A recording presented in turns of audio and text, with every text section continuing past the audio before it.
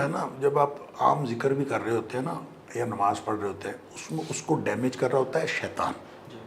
وہ اس کے اندر انٹرفیئر کر رہا ہوتا ہے. اور خاص طور پہ نماز میں انٹرفیئر کرنے کے لیے خاص شیطان ہے. نبی پاک صلی اللہ علیہ وسلم نے اس کا نام بھی بتایا، خنزب. یہ خنزب وہ انٹرفیئر کر رہا ہوتا ہے اور انسان کو خراب کر رہا ہوتا ہے کہ اس کی نماز جو ہے وہ اس کی توجہ خراب ہو، خشوع و خضوع خراب. آپ نے کیا کرنا ہے؟ اب لوگ اس کا طریقہ بتاتے ہیں. کوئی کہتا ہے لفظ اللہ کو ذہن میں رکھیں، کوئی کہتا ہے کعبہ، خانہ کعبہ ذہن میں رکھیں. بھئی یہ درست نہیں ہے. قرآن نے ایک بڑا زبردست علاج بتایا ہے کہ اگر کبھی بھی شیطان آپ کو کوئی کچوکا لگاتا ہے تو فاستعذ باللہ من الشیطان الرجیم، تو آپ اعوذ باللہ من الشیطان الرجیم. آپ نے اللہ کی سے پناہ مانگنی ہے، اللہ سے یہ مدد مانگنی ہے، وگرنہ آپ تو کسی بھی طرح آپ کی حفاظت ہو نہیں سکتی.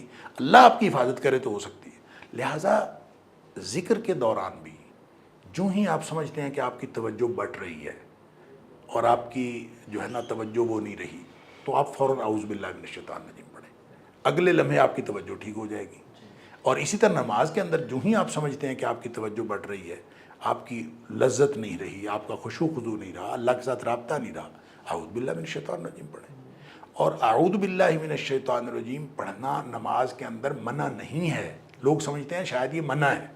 یہ منع نہیں ہے. نماز کے دوران جب شیطان آپ کے اوپر حملہ آور ہوتا ہے، سوچیں ادھر ادھر بھٹکتی ہیں، تو فوراً اعوذ باللہ من الشیطان الرجیم پڑھیں اور دل کی طرف 3 دفعہ دھتکار دیں ایسے. بس بعض اوقات یہ چہرہ بھی یوں کرنے کی ضرورت نہیں پڑتی. آپ کھڑے ہیں اعوذ باللہ من الشیطان، بس الحمدللہ رب العالمین پڑھا، آپ کی سوچ ادھر ادھر بھٹکی، آپ نے اعوذ پڑھا، پھر واپس آ گئے، چل پڑے، پھر آپ نے سمجھتے مالک یوم الدین پڑھ کے آپ کی سوچ پھر بھٹکی، پھر اعوذ پڑھے. جب یوں آپ پڑھتے جائیں گے تو ہو سکتا ہے کہ پہلی دفعہ آپ کو اپنی نماز واپس لانے کے لیے آپ کو 100 دفعہ اعوذ پڑھنا پڑے، 20 دفعہ پڑھنا پڑے، لیکن with the passage of time کم ہوتا جائے گا. یہ کم ہوتا، کیونکہ شیطان کو یہ آپ نے فائر کیا نا، آپ نے اعوذ پڑھا، آپ نے فائر کیا شیطان کے خلاف. تو جب اس کو پتہ چلے گا ادھر سے فائر آتا ہے، تو جہاں سے فائر آتا ہے پھر وہ وہاں نہیں آتا نا.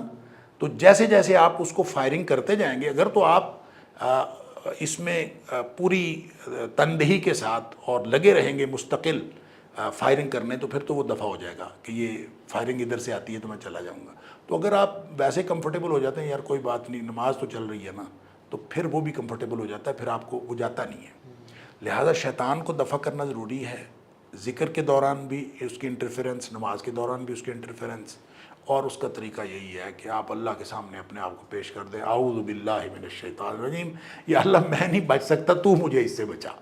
تو یہ شیطان مجھے خراب کر رہا ہے، تو یا اللہ تو مجھے اس سے بچا. تو یہ اس طرح ذہن میں سوچ کے آپ نے اعوذ پڑھنا ہے، تو پھر انشاءاللہ اللہ تعالیٰ بچاتا ہے.